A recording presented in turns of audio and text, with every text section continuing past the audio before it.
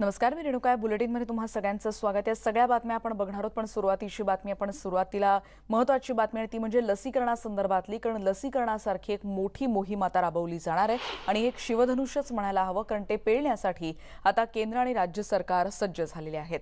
पुढच्या आठवड्यापासून भारतात लसीकरण सुरू होऊ शकतं अशी माहिती केंद्रीय आरोग्य खात्याकडून देण्यात आली आहे। कोविड लसींना मंजुरी मिळाल्याच्या 10 दिवसांनी लसीकरणाची प्रत्यक्ष प्रक्रिया आपण सुरू करू असं केंद्रीय आरोग्य खात्याने म्हटलंय। गेल्याच आठवड्यात केंद्र सरकारने देशातील 285 ठिकाणी लसीकरणाचं ड्राय रन पूर्ण केलं। यात कोणतीही अडचण आली नाही असा दावा सरकारकडून करण्यात आला। या केंद्राच्या ड्राय रन व्यतिरिक्त प्रत्येक राज्यही आपापलं ड्राय रन सुरू ठेवल्यावर प्रत्येक राज्यांनी आणि त्यामुळे यंत्रणेतल्या किरकोळ त्रुटी देखील लक्षात येऊ शकतात। पण सर्वसामान्यांना अजूनही अनेक शंका आहेत।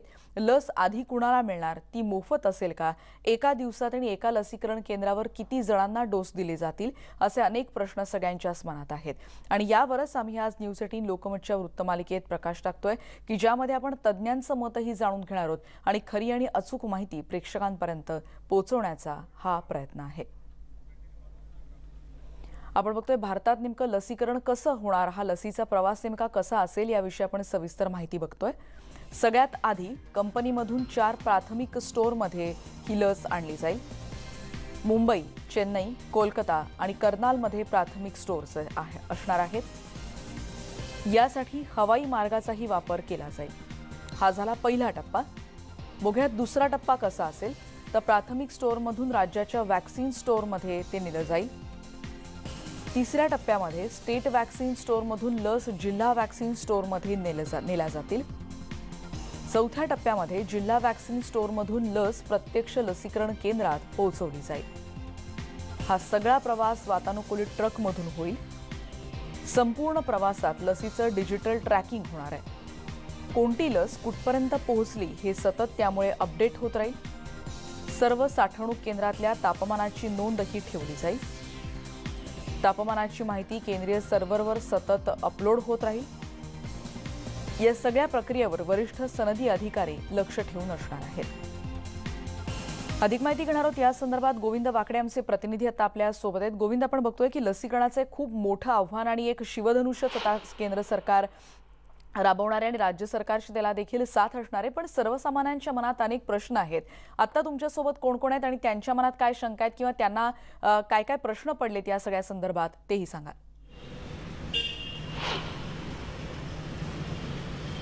अर्थात रेणुका, उद्योगनगरी पिंपरी चिंचवड इथे जो सर्वसामान्य माणूस आहे, जो नागरिक आहे, तो कामगार आहे आणि माझ्यासोबत कामगारांचे प्रतिनिधी आहेत। आणि सगळ्यात महत्त्वाचं म्हणजे लस देण्याआधी संबंधित कंपनीने त्या व्यक्तीचा विमा उतरवायला पाहिजे अशी मागणी इथून होते। मोठी मागणी आहे, नवीन मागणी आहे। या विषयावर बोलण्यासाठी विमा तज्ज्ञ सुद्धा आपल्यासोबत आहेत, औषध विक्रेते सुद्धा माझ्यासोबत आहेत। तुम्ही ऑनलाईन लसीच्या विक्रीला विरोध केला होता, एकूण काय भूमिका? 100% आम्ही ऑनलाईन औषध विक्रीला विरोधच करतो आहे, कारण या पद्धतीने औषध लसीचे वितरण करणं धोकादायक आहे। आणि आज आम्ही मागणी केंद्र सरकारकडे केलेली आहे की या लसीचं वितरण हे आमच्या केमिस्ट असोसिएशनतर्फे व्हावं।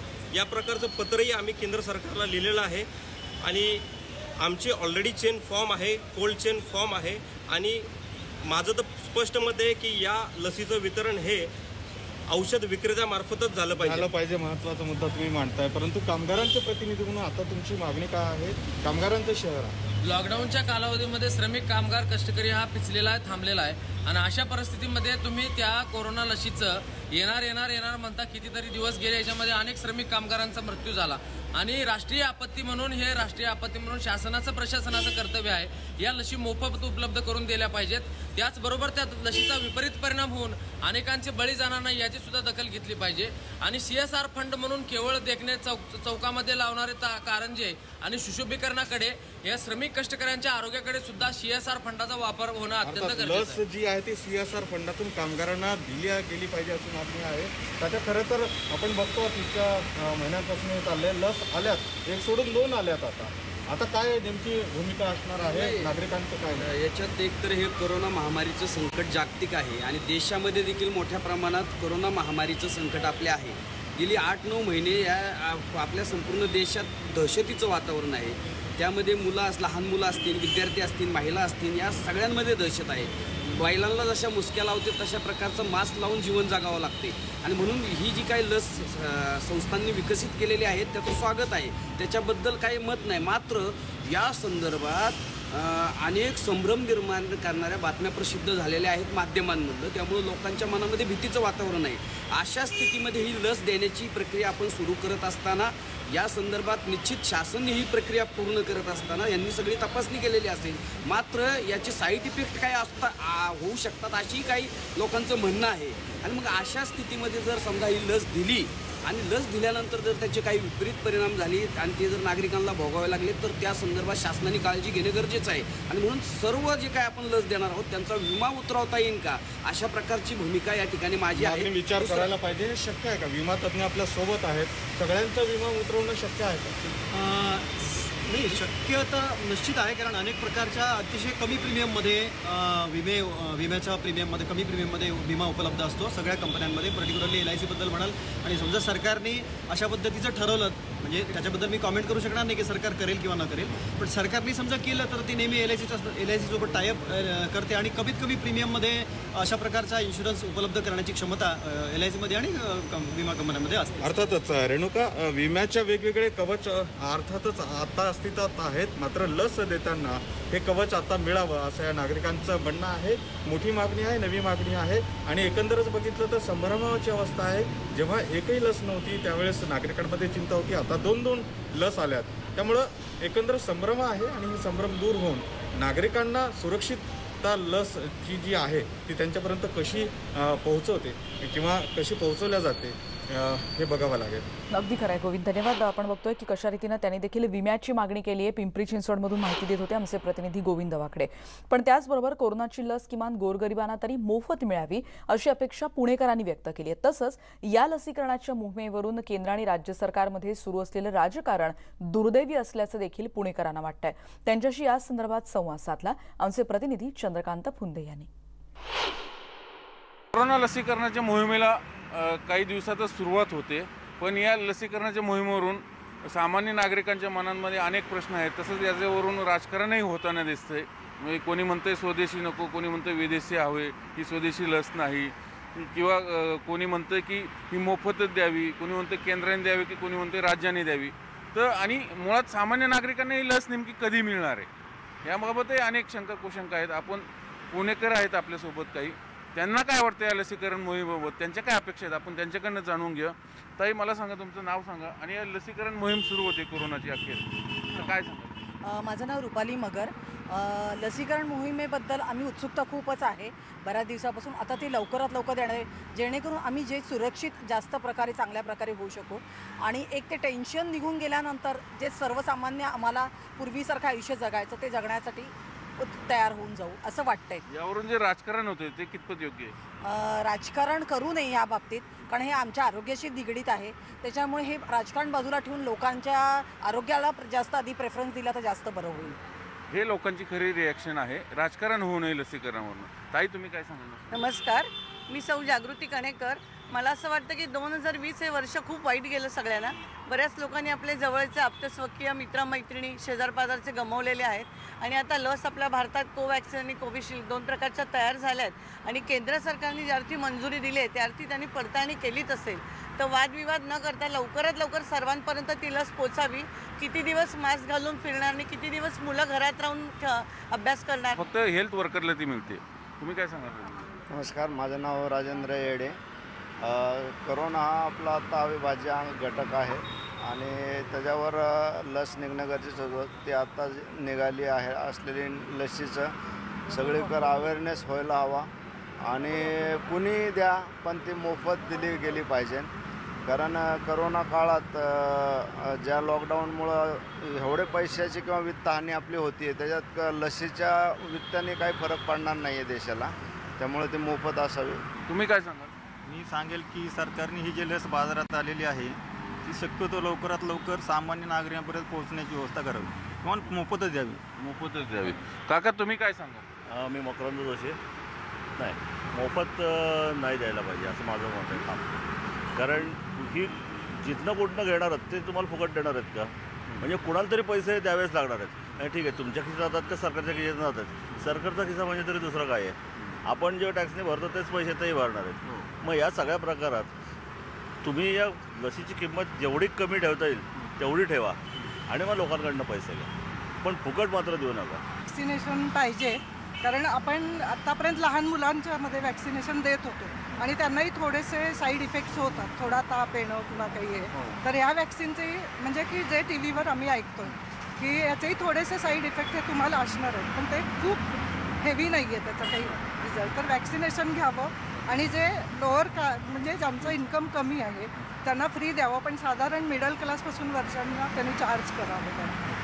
ही ह्या काकूंची रिॲक्शन खरी एकदम सामान्यांना पटणारी आहे. ज्यांची ऐपत आहे त्यांनी ते विकत घ्यावं, ज्यांची ऐपत नाही त्यांना ते मोफत मिळावं. आणि सगळ्यात महत्त्वाचं, व्हॅक्सिनेशन झाल्यानंतर जे काही साईड इफेक्ट आहेत आणि त्याची सुरक्षा कवच किती दिवस राहणार आहे हेही सरकारकडनं करावं. व्हिडिओ जर्नलिस्ट गणेश कदमसह चंद्रान फुंदे, न्यूज 18 लोकमत, पुणे. आणि पुण्यानंतर आपण जाणार आहोत नाशिकला. आमचे प्रतिनिधी प्रशांत बाग आता आपल्या सोबत आहेत. प्रशांत, आपण बघतोय पुणेकरांची प्रतिक्रिया आणि त्यानंतर आणखीन काही देखील प्रतिक्रिया आपण ऐकल्या. काही जण म्हणतायत की विमा असणं गरजेचं आहे या सगळ्या प्रक्रियेचा. काही जणांना असं वाटतंय की गरिबांना तर ही लस मोफत दिली पाहिजे, पण त्याच्यावरती म्हणजे आणखीन मिडल क्लास किंवा अपर मिडल क्लास, उच्च मध्यम वर्गाकडून या लसीचे पैसे आकारले गेले पाहिजेत. नाशिककरांना काय वाटतं? नक्कीच अत्यंत महत्त्वाचा मुद्दा. आणखीन खरं आपल्या देशात सगळीकडे त्याची प्रचंड उत्सुकता आहे. नाशिकमध्ये परिस्थिती सुद्धा काही वेगळी नाही. खरं तर आता कोरोनाची लस आता उपलब्ध होते. लवकरच लसीकरण मोहीम सुद्धा सरकारच्या माध्यमातून सुरू होते. प्रचंड राजकारण सुरू झालंय. काही ठिकाणी तर लस ही खुल्या बाजारात मिळावी असं वाटतंय, काही ठिकाणी तर स्वदेशी लसवर विश्वास ठेवा का असेही प्रश्न उपस्थित होत आहे. काय तुमची भावना? मला असं वाटतं की जर सगळ्यांना फ्री लस मिळत असेल तर त्याचं स्वागत व्हायला पाहिजे. कारण मोदी सरकारने याआधी पण खूप सगळे आधी असे प्रकल्प केलेले आहेत आणि चांगले आपल्या देशाचं चांगलं व्हावं म्हणून. तर ह्याच्यामध्ये समजा फ्री मिळत असेल तर काही हरकत नाही, पण जर समजा मिनिमम त्याचा जो खर्च असेल तो काढून जर तेवढ्या खर्चाने जर समजा लोकांना दिलं तर त्यावर जास्त विश्वास बसू शकतो. कारण फ्री गोष्टींवर कोणाचा विश्वास फार कमी असतो, असं मला स्वतःला माझं वैयक्तिक मत असं आहे. नक्कीच, म्हणजे अत्यंत महत्त्वाचा मुद्दा उपस्थित केला की जे फुकटात मिळतं त्याची जाणीव लोकांना नसते, पण ज्यांची आर्थिक परिस्थिती अगदी खालावलेली आहे त्यांना मिळावी, किंवा ज्यांची परिस्थिती व्यवस्थित आहे त्यांना तरी रकमेत मिळावी, पण योग्य रकमेत. काय सांगाल? मुळात आरोग्य, शिक्षण या ज्या मूलभूत गोष्टी आहेत या आपल्या लोकशाहीत 70 वर्षानंतर सुद्धा मोफत मिळू नयेत ही आपली शोकांतिका आहे. त्या मोफतच मिळाल्या पाहिजे, कारण आपण जे प्रगत राष्ट्र आहेत सगळे तिथे सगळे हे मोफत आहे.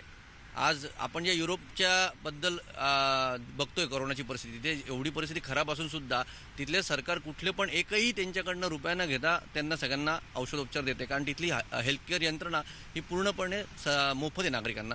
तर आपल्या भारतात सुद्धा आपलं जर प्रगत राष्ट्राची डेफिनेशनमध्ये जर आरोग्य शिक्षण जर मोफतच मिळत नसेल तर ते प्रगत राष्ट्र कसलं, हा सगळ्यात महत्त्वाचा मुद्दा. दुसरं जे आपण म्हटलं की हे खुल्या बाजारात मिळाली पाहिजे, खुल्या बाजारात जरूर मिळाली पाहिजे लस. म्हणजे ज्यांना मोफतवर विश्वास नाही किंवा आपण जे म्हणतो की सरकारी इस्पितळात नाही जायचं त्यांनी खासगी इस्पितळात जावं.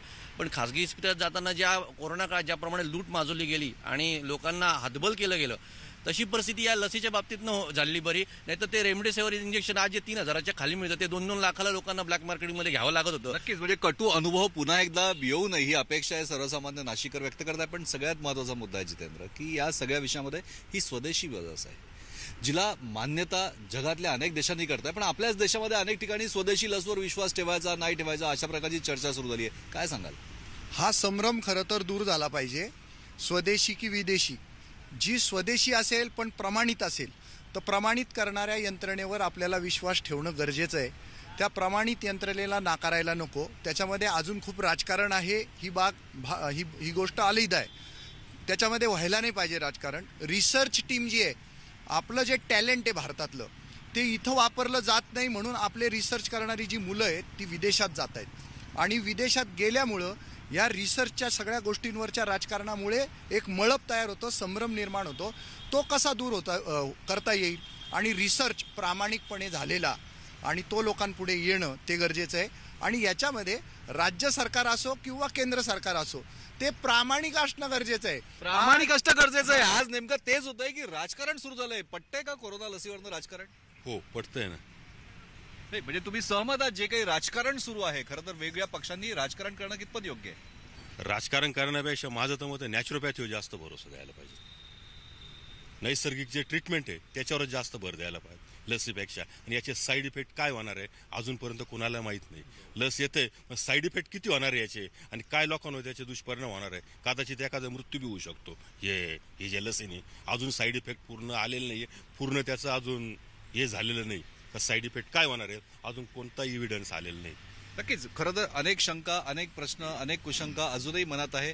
पण आपल्या देशाच्या तंत्रज्ञांनी तयार केलेली किंवा आपल्या प्रयोगशाळांनी प्रमाणित केलेली लस ही इम्युनिटी बूस्टर म्हणून सुद्धा बघितली जाते. काय सांगाल? होणारं राजकारण, प्रत्येकाला लसीकरण मिळावं खुलं? नाही, ज्यावेळेस आरोग्याचा प्रश्न देशासमोर आहे त्यामुळे राजकारण तर नकोच. आणि जे राजकारण याच्यात जर करत असतील तर माझ्या मते ते खूपच खालच्या स्तराचं वागणं झालं, ते माणुसकीला सोडून झालं. दुसरी गोष्ट की इम्युनिटी बूस्टर, आता हे यांच्या ह्या गोष्टीशी मी सहमत आहे की तिचे परिणाम जनरली आंतरराष्ट्रीय मानांकनानुसार तिचे कसे परिणाम आहेत अजून किंवा आत्ता ती माझ्या मते अजून कोरोनाला वर्ष पूर्ण झालं असेल जास्तीत जास्त, पण त्यानंतर एवढा कमी वेळेत, कारण कमीत कमी 2 वर्ष तरी त्याचे परिणाम काय आहेत म्हणा. आणि जर ही घाईगर्दीत दिली गेली तर कदाचित त्याचे आपल्याला 2 वर्षानंतर कळतील का याचे असे दुष्परिणाम होतात. मग त्या परिणामांना सगळ्यांनाच सामोरं जावं लागेल. त्यामुळे इम्युनिटी वाढवणं नंतर बरोबर आहे. त्यानंतर आपलं आहे ना आपलं रेग्युलर लोकांनी त्यांचं ब्लड चेकअप करून विटॅमिन्स, मिनरल्स वगैरे आहे ना ह्या सगळ्या घटक वगैरे सगळं व्यवस्थित आहे की नाही हे करावं. त्यानुसार त्यांनी मल्टीव्हिटॅमिन जे काय आहे टॅबलेट आणि आहार त्याच्यापेक्षाही आहे ना सकस आहार जो म्हणतो. खरं तर तुमच्या बोलण्यामध्ये अत्यंत महत्त्वाचे मुद्दे उपस्थित झाले. पण जर का याचे साईड इफेक्ट अजून काय होणार हे कोणाला माहीत नाहीये, तर मग ज्या व्यक्तीला खरं तर गरजू व्यक्तीला मोफत मिळाली पाहिजे हे मान्य, पण ज्यांची आर्थिक परिस्थिती सधन आहे त्यांना तरी हा विकत गेला काही हरकत नाही. आणि दुसरी गोष्ट की ज्या व्यक्तीला लस दिली जाते त्याच व्यक्तीचा विमा काढायची प्रोव्हिजन सरकारने केली तर अतिशय योग्य मुद्दा आहे हा. सरकार इतर गोष्टी जसं प्रत्येकाचे आत्ता आपण बघतो प्रत्येकाला हेल्थ विमा वगैरे सरकारने दिलेला आहे, त्याच पद्धतीने सरकारला वॅक्सिनसाठी विमा देणं काही अवघड नाही वाटत मला. आणि मुळातच आपल्या सरकारमध्ये श्रेयवाद हा खूप मोठी गोष्ट आहे. तर कोरोना काळामध्ये वॅक्सिनवरून श्रेयवाद व्हायला नको. महत्त्वाची गोष्ट, प्रत्येक नागरिक हा भारतीय नागरिक समजून त्याला वॅक्सिन दिली गेली पाहिजे. ज्याला शक्य असेल त्याने आजही, ज्याला शक्य तो खाजगी हॉस्पिटलमधून ट्रीटमेंट घेतोय, पण ज्यांना शक्य नाही ते सरकारी इस्पितळात जात आहेत, तिथून ट्रीटमेंट घेत आहेत. तर ज्यांना शक्य नाही त्यांना मुळात मोफत दिलीच गेली पाहिजे. स्तर जो आहे तो अजूनही कायम, आणि हा आर्थिक स्तर कायम असल्यामुळे सगळ्यात महत्त्वाच्या अनेक गोष्टी समोर येत आहेत.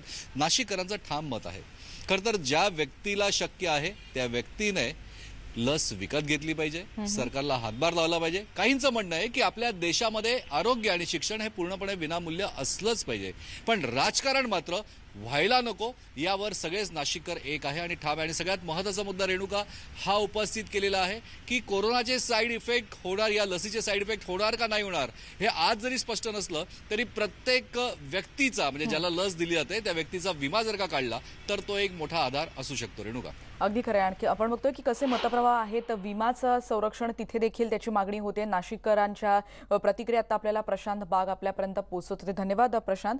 आपण बघतोय नाशिककरांचं या सगळ्या संदर्भात काय म्हणणं आहे, राज्यातल्या आणखीनही प्रतिक्रिया काय काय येत आहेत, त्यांचे काय प्रश्न आहेत ते तज्ज्ञांच्या मार्फत सोडवण्याचा देखील या वृत्तमालिकेतून आम्ही प्रयत्न करतोय. पण एका ब्रेक नंतर आपण पुन्हा भेटणार आहोत. पहा फक्त न्यूज 18 लोकमत.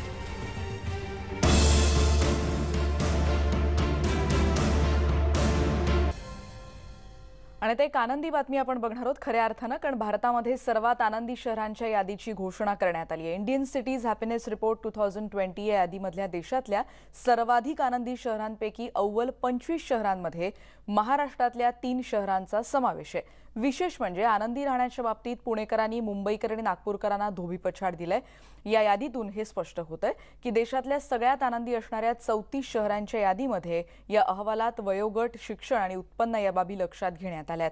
विशेष म्हणजे प्रत्येक शहरातील विवाहित आणि अविवाहित तरुण तरुणींचा देखील यात विचार करण्यात आलाय. अविवाहित लोक विवाहितांपेक्षा अधिक आनंदी असतात असं देखील या यादीत गृहीत धरण्यात आलंय. त्यामुळे पुणेकरांसाठी निश्चितच आनंदाची बातमी. अद्वैत मेहतांकडे जाऊयात. अद्वैत, नवीन वर्षाच्या सुरुवातीला आणखीन एक आनंदाची बातमी. पुणेकर आणि पुणे आनंदी शहर. रेणुका, आठवत असेल तर याच्या आधी देखील पुण्याने असाच नंबर जो आहे तो मिळवलेला होता आणि सातत्याने पुणे आनंदी शहराच्या यादीमध्ये झळकते ही निश्चितच सुखावणारी गोष्ट आहे. आणि आपल्याला माहिती आहे की अनेक कारणं आहेत पुणे शहराला पसंती मिळण्याची. आजही पुण्याकडं जो ओढा आहे लोकांचा तो केवळ महाराष्ट्रातून नाही तर तो देशाच्या कानाकोपऱ्यातून किंवा किंबहुना जगभरातून लोक येत असतात. त्याचं सगळ्यात महत्त्वाचं कारण म्हणजे शैक्षणिक आणि सांस्कृतिक राजधानी जी आहे ती पुणे राहिलेलं आहे. त्यामुळे एकेकाळी पेन्शनरांचं शहर होतं तर आता ते तरुणाईचं शहर झालेलं आहे. आपण बघितलं की सॉफ्टवेअर म्हणजे अगदी IT BT सारखं क्षेत्र असेल किंवा सिनेमा असेल, नाटक असेल, या सर्व क्षेत्रामध्ये संचार करणारे जे पुणेकर आहेत ते खरं याला कारणीभूत आहेत. त्यामुळं पुण्याचं जसं हवामान आहे प्रसिद्ध, इथलं जे वातावरण आहे ते, आणि त्याचबरोबर या वेगवेगळ्या क्षेत्रामध्ये असलेल्या संधी, हे जे आहे हे फार महत्वाचं आहे. आणि त्यामुळंच पुण्यामध्ये आनंदी लोकांचं प्रमाण जास्त आहे किंवा आनंदी असलेल्या शहरांच्या यादीमध्ये पुणे हे महाराष्ट्रामध्ये एक नंबर ठरलं यात काही फार विशेष वाटत नाही. पण निश्चितपणे ही सुखावणारी गोष्ट आहे. आणि खरं तर पहिल्या 10 मध्ये ते कसं येईल किंबहुना देशामध्ये पहिल्या याच्यामध्ये पुणे कसं येईल हे बघितलं पाहिजे. कारण स्मार्ट सिटीच्या देखील यादीमध्ये आपण बघितलं की जेव्हा ही योजना सुरू झाली तेव्हा पुणे हे नंबर 2 आलं होतं अख्ख्या देशामध्ये. स्मार्ट सिटीच्या पहिल्या टप्प्यामध्ये जी 10 शहरं निवडली होती त्याच्यामध्ये देखील पुण्याने दुसरा क्रमांक जो आहे तो पटकावलेला होता. त्यामुळं पुणे आता आगामी काळामध्ये आपण ज्या व्यक्तीशी बोलत आहात निश्चितच अद्वैत, आपण बघतोय की सर्वात आनंदी शहरांच्या यादीची घोषणा करण्यात आली आणि ज्याच्यामध्ये इंडियन सिटीज हॅपीनेस रिपोर्ट 2020च्या यादीमध्ये या आनंदी शहरांमध्ये अव्वल 25 शहरांमध्ये महाराष्ट्रातल्या 3 शहरांचा समावेश आहे. आणि आनंदी राहण्याच्या बाबतीत पुणेकरांनी मुंबईकर आणि इतर शहरातल्या नागरिकांना देखील आता धोबीपछाड दिल्याचं स्पष्ट झालंय. कारण या यादीत पुणेकरांचा म्हणजे पुण्याचा नंबर 12व्या स्थानावर आहे. आणि जसं आता अद्वैत सांगत होते की आणखीन प्रयत्न करून पहिल्या नंबरांमध्ये येण्याचा देखील आता पुण्याचा यापुढे प्रयत्न असणार आहे. यामध्ये लुधियाना, अहमदाबाद, चंदीगड, सुरत, वडोदरा, अमृतसर, चेन्नई, जयपूर, जोधपूर, हैदराबाद, भोपाळ, पुणे, नवी दिल्ली, देहरादून, फरीदाबाद, पाटणा, नागपूर, इंदोर, कोच्ची, भुवनेश्वर, मुंबई, गुवाहाटी, धनबाद अशा अनेक शहरांचा समावेश आहे. पुढची बातमी आपण बघणार आहोत कोल्हापुरातली. कारण कोल्हापुरामध्ये एका ज्वेलर्सच्या दुकानात चोरीची घटना समोर आली आहे. चोरट्यांनी तब्बल 2.25 लाखांचे दागिने भर दिवसा कसे लंपास केलेत आपण या दृश्यांमध्ये बघतोय. चोरी करणारी संशयित महिला CCTVमध्ये आपण पाहतोय. सोनं खरेदीच्या बहाण्यानं आलेल्या महिलांनी हे दागिने असे लंपास केलेत. 25 ते 30 वयोगटातल्या 3 संशयित महिलांकडून हे दागिने लंपास करण्याची घटना या CCTVमध्ये आपण बघतोय. पोलिसांकडून या घटनेचा आता अधिक तपास केला जातोय. अधिक माहिती घेणार आहोत संदीप राजगोळकर आमचे प्रतिनिधी आता आपल्या सोबत आहेत. संदीप, दिवसा ढवळ्यात चोरी होतानाची घटना कधीची आणि कशा रीतीने तपास यंत्रणा सध्या काम करते? एक तर कोल्हापूर शहरातल्या दसरा चौकातल्या तनिष्क ज्वेलर्समध्ये ही चोरी झालेली आहे. रेणुका गजबजलेला परिसर म्हणून दसरा चौकाला ओळखलं जातं. आणि एकूण 1,86,000 रुपये किमतीचे दागिने जे आहेत ते या 3 महिलांनी लंपास केलेले आहेत. त्यामध्ये 37 ग्रॅम 700 मिली वजनाचे दागिने इथे आहेत आणि 2 बांगड्या सोन्याच्या देखील त्यामध्ये असल्याचं फिर्यादीमध्ये म्हटलेलं आहे. महत्वाचं म्हणजे ह्या 3 महिला 25 ते 30 वयोगटातल्या होत्या. दागिने खरेदी करण्याच्या उद्देशानं त्यांनी दुकानात प्रवेश केला आणि जे सेल्समन असतात दुकानातले त्यांची नजर चुकवून त्यांनी हे दागिने लंपास केलेले आहेत. तात्काळ CCTVमध्ये ही घटना निदर्शनाला आली आणि त्यानंतर पोलिसांनी तपास सुरू केला. या 3 महिला दसरा चौकापासून कोल्हापूरच्या मध्यवर्ती बस स्थानकाकडे एका रिक्षानं गेल्या होत्या आणि त्या रिक्षा चालकाला देखील कोल्हापूर पोलिसांनी ताब्यात घेतलं. त्याच्याकडे कसून अशी चौकशी केली, मात्र त्याच्याकडूनही कुठलीही माहिती मिळालेली नाही आणि या महिलांचा अजूनही पोलीस शोध घेत आहेत. मात्र वारंवार ज्वेलर्स जे आहेत त्या दुकानांमध्ये चोरीच्या ज्या घटना आहेत त्या वारंवार घडत आहेत आणि अशा पद्धतीनं CCTV कॅमेरे किंवा सुरक्षा रक्षक असताना देखील या महिलांनी एक धाडसी कृत्य दिवसा ढवळ्या केलंय असं म्हणता येईल. रेणुका, धन्यवाद संदीप या माहितीबद्दल. आपण बघतोय की भर दिवसात चोरीची घटना घडली आहे. कोल्हापूरमध्ये तनिष्कच्या शोरूम मध्ये ही घटना घडल्याची माहिती कळते. या महिला ज्या रिक्षातून पुढे प्रवास करत होत्या त्या रिक्षा चालकाला देखील ताब्यात घेऊन त्याच्याकडून देखील काही अधिक माहिती मिळते काय असा देखील तपास आता पोलीस घेताना दिसत आहेत. कोल्हापुरातली ही बातमी आपण बघितली. पुढची बातमी आपण बघणार आहोत सांगलीतली एकरकमी FRP न दिल्याच्या निषेधात क्रांती सहकारी कारखान्याचं कार्यालय अज्ञात शेतकऱ्यांनी पेटवल्याचं कळत आहे। पलूस तालुक्यातल्या घोगावमधली ही घटना आहे। पदवीधर निवडणुकीआधी FRP द्यायचं कबूल केलं होतं, पण तसं झालं नाही आणि त्यामुळेच अशा रीतीनं ही कृत्य केल्याची माहिती समोर येते। क्रांती सहकारी कारखान्याचं हे कार्यालय आता असं पेटवून देण्यात आलंय। आताची एक महत्त्वाची बातमी, एकरकमी FRPची मागणी आणि ज्या निवडणुकीनाधी म्हणजे पदवीधर निवडणुकीनाधी खरं तर FRP देण्याचं कबूल केलं होतं, पण तसं झालं नाही आणि त्यामुळे हे कार्यालय जाळण्यात आल्याचा या संघटनेचा या अज्ञातांचा दावा आहे असल्याचं कळतंय। पलूस तालुक्यातल्या घोगाव इथे हे कार्यालय शेतकऱ्यांनी पेटवल्याची माहिती कळतेय।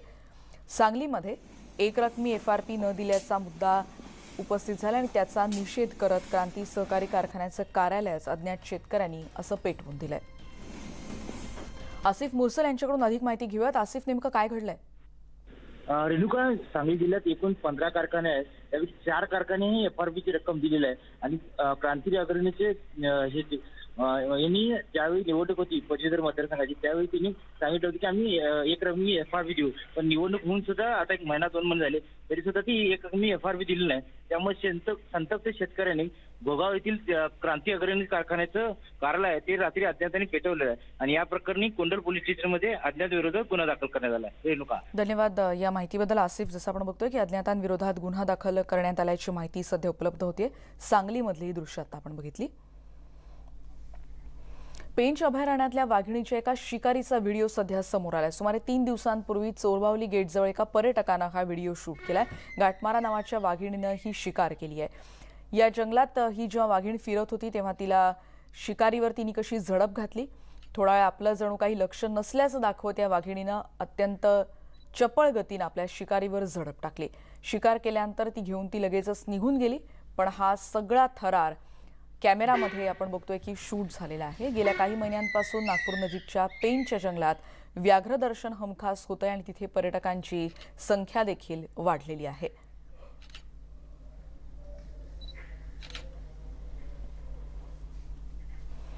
पुढची बातमी आपण पेंचमधल्या बातमीनंतर पुढची बातमी आहे साताऱ्यात पाचवड इथे राष्ट्रीय महामार्गावर काल मध्यरात्री एका अज्ञात वाहनाच्या धडकेमध्ये बिबट्या जखमी झालाय। आजूबाजूला वाहनं जात असताना देखील तिथे हा बिबट्या महामार्गानजीक बसून होता। इथून जाणाऱ्या वाहन चालकांनी या जखमी बिबट्याचा व्हिडिओ आपल्या मोबाईलमध्ये कैद केला आणि वन विभागाला देखील याबद्दल त्यानंतर कल्पना देण्यात आली।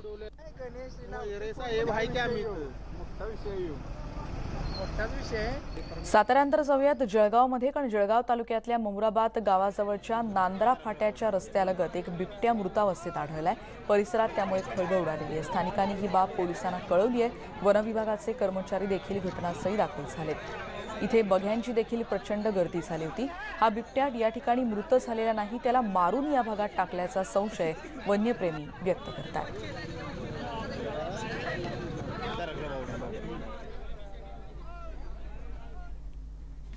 या सगळ्या बातम्यांचा आढावा आणि इतरही बातम्यांचा आपण परत भेटणार आहोत, पण एका ब्रेक नंतर। पहा फक्त न्यूज 18 लोकमत।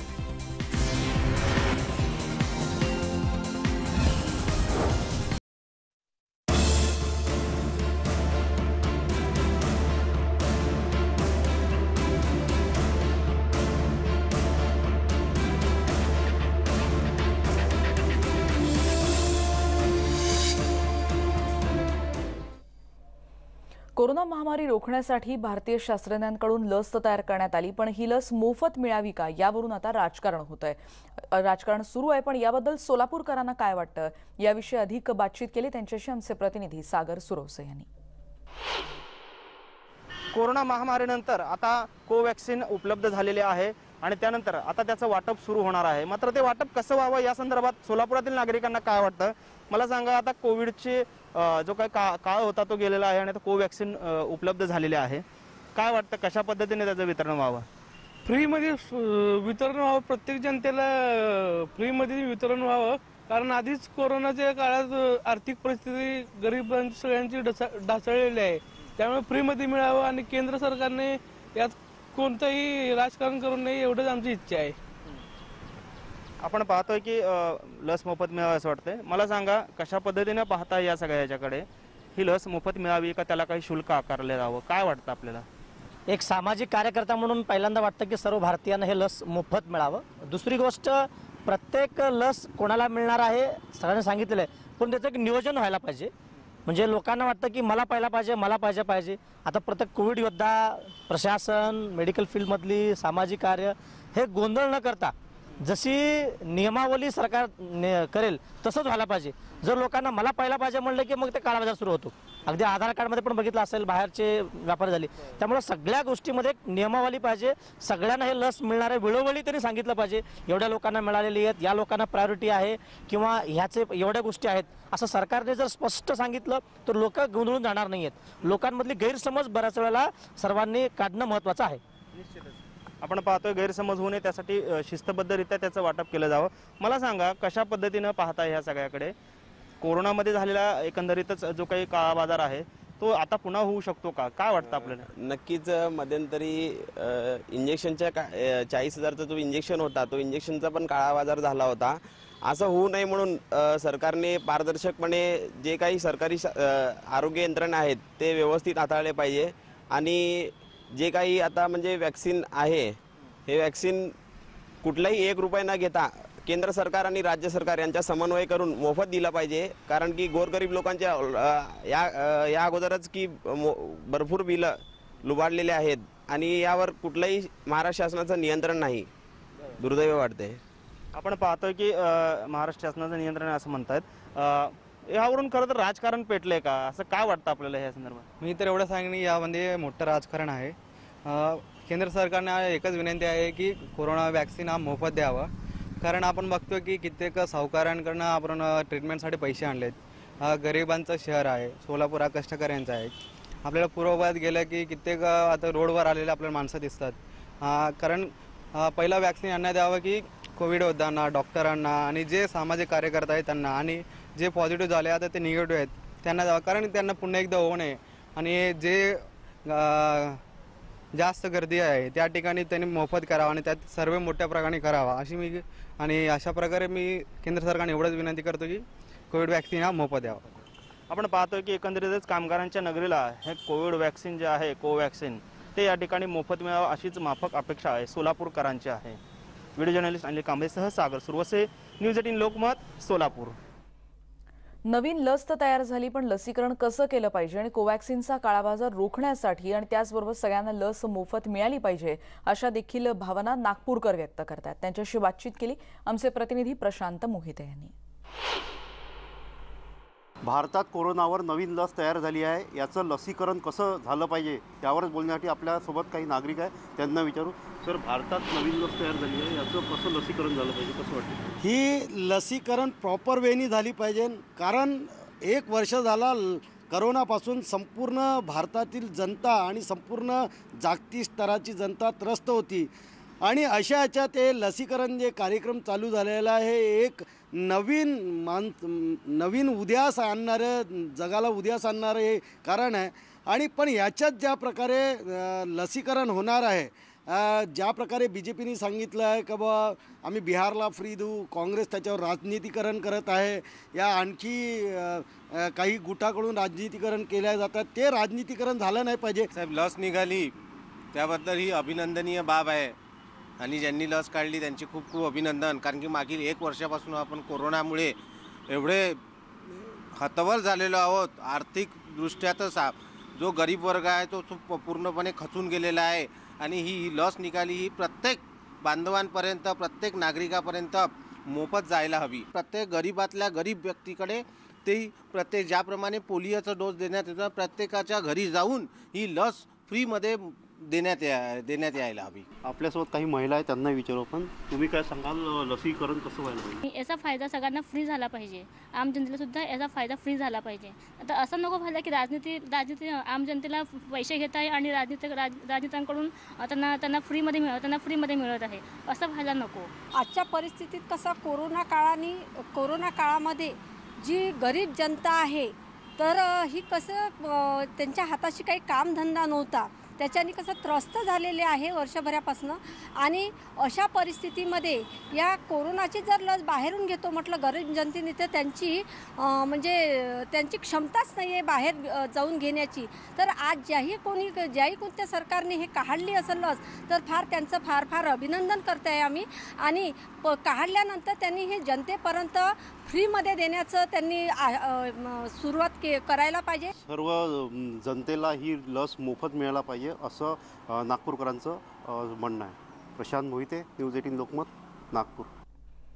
आणि नागपूरकरांची प्रतिक्रिया ऐकल्यानंतर आपण इतरही प्रतिक्रिया आपण जाणून घेणार आहोत आणि इतरही बातम्यांसह पुन्हा भेटणार आहोत एका ब्रेकनंतर. पहा फक्त न्यूज 18 लोकमत.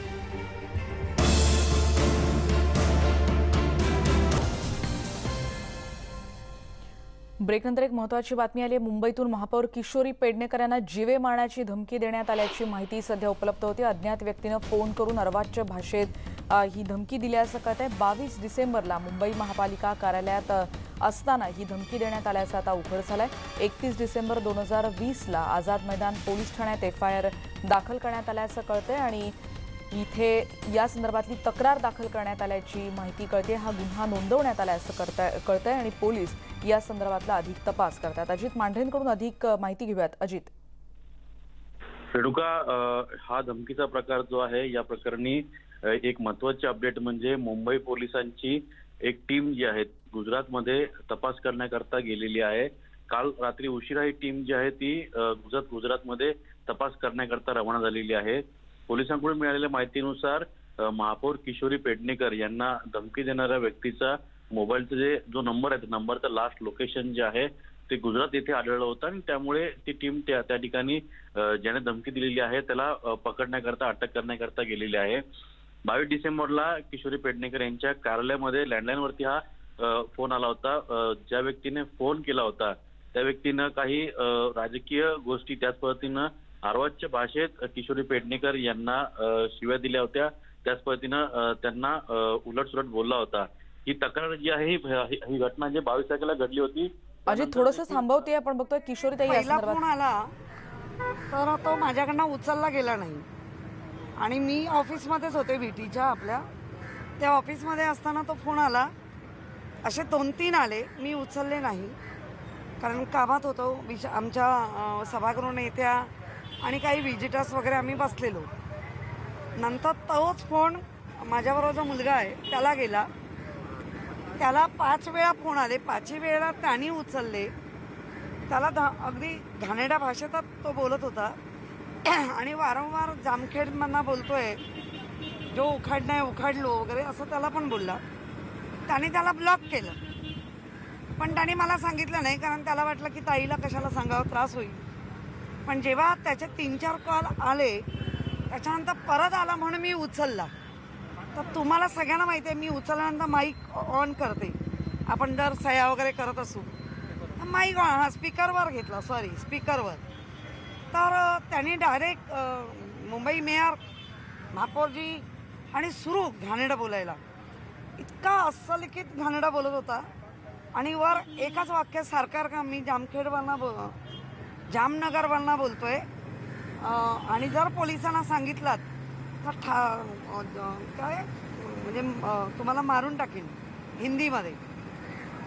मग आमच्या विशाखा राऊत वगैरे माझ्याबरोबर असल्यामुळे त्या म्हणाल्या मुंबईचं इंटरनॅशनल लेवलची आपली मुंबई, त्याचा महापौर त्या असलेल्या व्यक्तीला कोण असा फोन करतो की इतक्या अस्सलिखित घाणेरड्या भाषेत.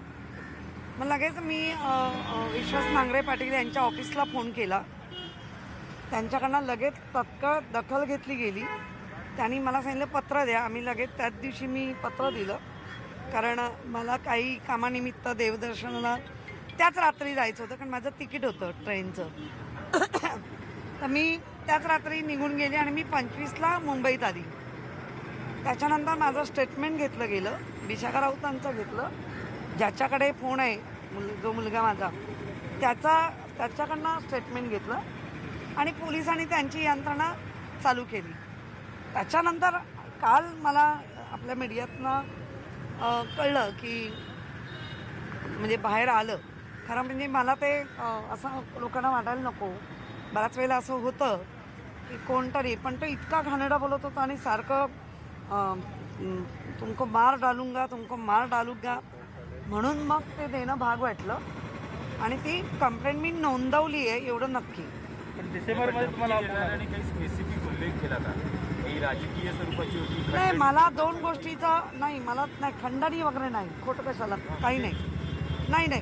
मला 2 गोष्टीचं आश्चर्य वाटलं की माझा नंबर कुठेही मिळू शकतो, कुठेही उपलब्ध, कारण आपण बऱ्याच वेळेला या कोविडमध्ये तर नंबर डिक्लेअर केले, पण माझ्याबरोबर असलेल्या मुलाचा नंबर असं सगळीकडे असू शकतो असं नाही. त्याच्यानंतर फोन येऊन गेल्यानंतर आम्ही पोलिसांनाही फोन केला. त्याच्यानंतर माझ्याबरोबर जे व्हिजिटर्स होते त्यांनी असं सांगितलं की मॅडम परत एकदा लावा आणि कॉल रेकॉर्ड करा. पण आपण काय सगळे कॉल रेकॉर्ड करत नाही, म्हणून लावायला गेली. त्याला मी स्वतःहून 2दा लावला, नंतर 8 मिनिटानंतर, पण त्याने उचलला नाही.